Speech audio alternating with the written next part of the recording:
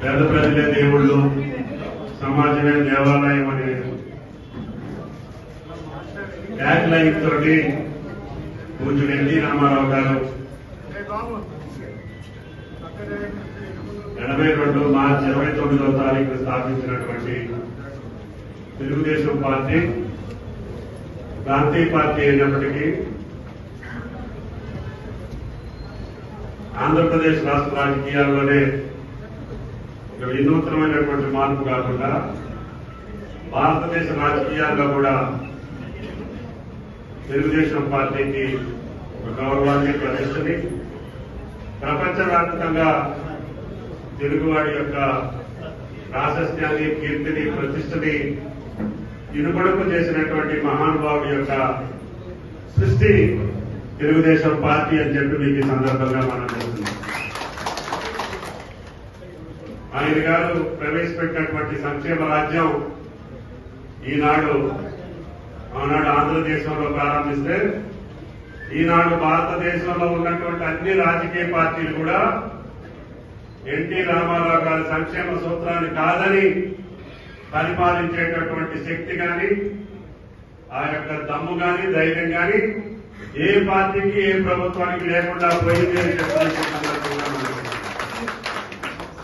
అంటే ఆయన గారు అంత దూరదృష్టితోటి పేద ప్రజల కోసం, బడుగుల కోసం, బలహీన వర్గాల కోసం, రైతన్నల కోసం, మహిళల కోసం, కార్మికుల కోసం స్థాపించినటువంటి కార్యక్రమాలు ఈనాటికి దినదిన ప్రవర్తనమై అన్ని రాష్ట్ర ప్రభుత్వాలు, అన్ని రాజకీయ పార్టీలు అనుసరిస్తున్నాయంటే ఎన్టీఆర్ గారి యొక్క మనసు, పేద ప్రజల యొక్క గుండెలో దాగున్నటువంటి బాధని ఏ రకంగా కనిపెట్టి ఆ సంక్షేమ రాజ్యాన్ని సృష్టించారో మనకి ఈనాటికి అర్థమవుతా ఉంది.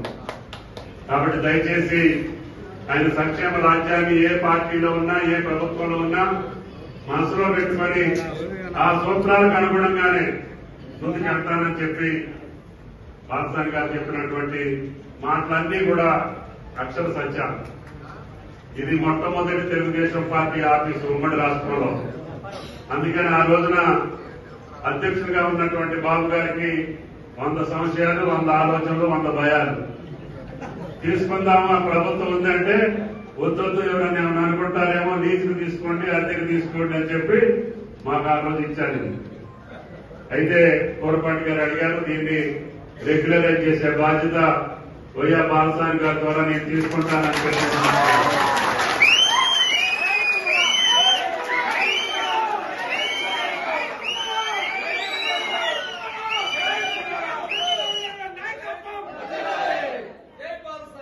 కాకపోతే నేను ఇప్పుడు దాకా కట్టాల్సి లీజు రెట్టి కట్టాలి.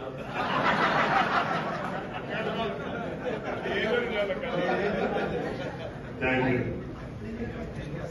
అందరికీ నమస్కారం. మీరు మొన్న తెలంగాణ రాష్ట్ర ఎన్నికల్లో తెలుగుదేశం పార్టీ కార్యకర్తలు ఎంతో ఉత్సాహంగా చాలా నియోజకవర్గాల్లో పర్యటించినప్పుడు కూడా మనవాడే ముందుండి తెలంగాణ ఎన్నికల్లో నడిపించారంటే ఆశ్చర్యంగా.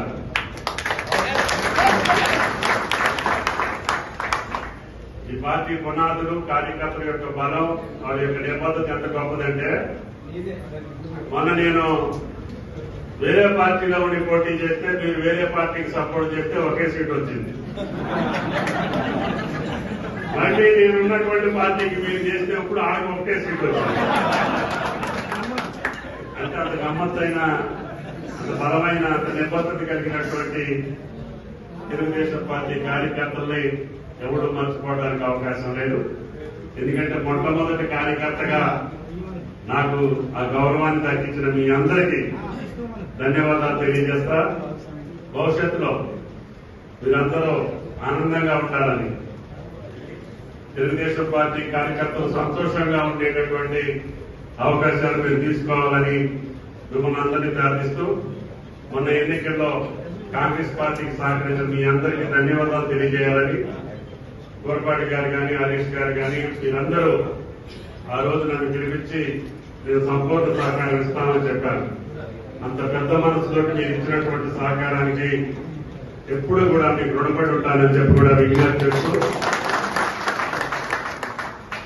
ఎప్పుడు మీరు నా తమ్ముళ్లే, కాబట్టి ఎప్పుడు ఎక్కడ ఏ అవసరం ఉన్నా ప్రజల కోసం, ప్రాంతం కోసం ఏ అవసరం ఉన్నా మీ మాట నేను తీసుకుంటానని చెప్పి కూడా ఈ సందర్భంగా మీ అందరికీ మరొకసారి ధన్యవాదాలు తెలియజేస్తా.